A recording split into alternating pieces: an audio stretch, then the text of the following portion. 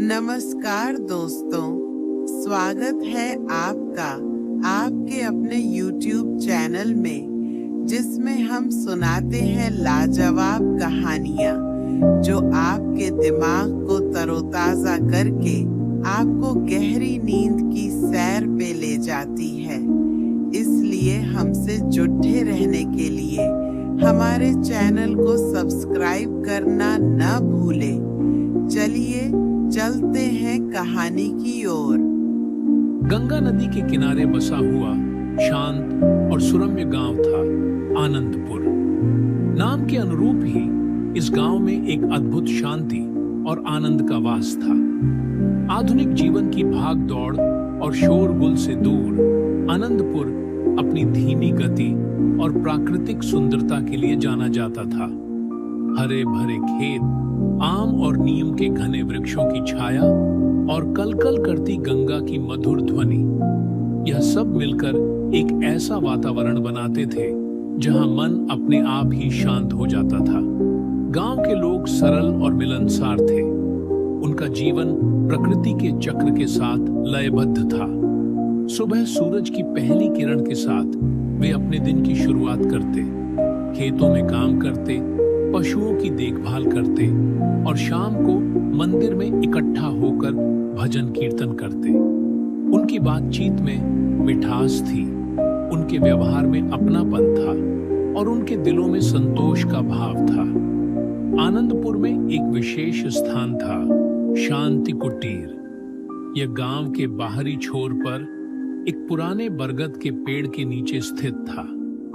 बरगद की विशाल शाखाएं चारों ओर फैली हुई थीं, जो एक प्राकृतिक छत का निर्माण करती थी। इस पेड़ के नीचे एक छोटा सा पत्थर का चबूतरा बना हुआ था, जहां अक्सर गांव के बुजुर्ग और थके हारे राहगीर विश्राम करने के लिए बैठते थे। बरगद के पत्तों की सरसराहट और गंगा की लहरों की धीमी आवाज मिलकर एक ऐसा संगीत रचते थे जो मन को गहरी शांति प्रदान करता था। इस शांति कुटीर से कुछ ही दूरी पर एक छोटा सा आश्रम था। इस आश्रम में स्वामी विवेकानंदानंद नाम के एक संत रहते थे। स्वामी जी एक शांत और ज्ञानी व्यक्ति थे, जिन्होंने अपना जीवन दूसरों की सेवा और ध्यान में समर्पित कर दिया था। गांव के लोग अक्सर उनके पास अपनी समस्याओं और दुविधाओं को लेकर आते थे और स्वामी जी हमेशा उन्हें धैर्य और प्रेम से मार्गदर्शन करते थे। उनकी वाणी में एक अद्भुत सुकून था, जिसे सुनकर व्याकुल मन भी शांत हो जाता था। एक गर्मी की दोपहर थी। सूरज अपनी पूरी तपिश पर था और गांव के लोग अपने घरों में आराम कर रहे थे। हल्की हवा चल रही थी, जो बरगद के पत्तों को धीरे धीरे हिला रही थी। शांति कुटीर में स्वामी विवेकानंदानंद अपनी आंखों को बंद करके ध्यान में लीन थे। उनके चेहरे पर एक अद्भुत शांति और तेज झलक रहा था। तभी गांव की एक युवती राधिका धीरे धीरे शांति कुटीर की ओर आई। राधिका एक संवेदनशील और कलात्मक स्वभाव की लड़की थी। उसे प्रकृति से गहरा लगाव था और वह अक्सर गांव के शांत स्थानों पर बैठकर अपनी कल्पनाओं को पंख देती थी। आज वह कुछ उदास महसूस कर रही थी और स्वामी जी से मिलकर कुछ शांति और प्रेरणा पाना चाहती थी। वह बरगद के पेड़ के पास थोड़ी दूरी पर रुक गई और स्वामी जी को ध्यान में बैठे हुए देखा। उनके शांत और तेजस्वी चेहरे को देखकर राधिका के मन में श्रद्धा का भाव उत्पन्न हुआ। वह धीरे से चबूतरे के पास बैठ गई और स्वामी जी के ध्यान टूटने का इंतजार करने लगी। कुछ देर बाद स्वामी जी ने धीरे धीरे अपनी आंखें खोली।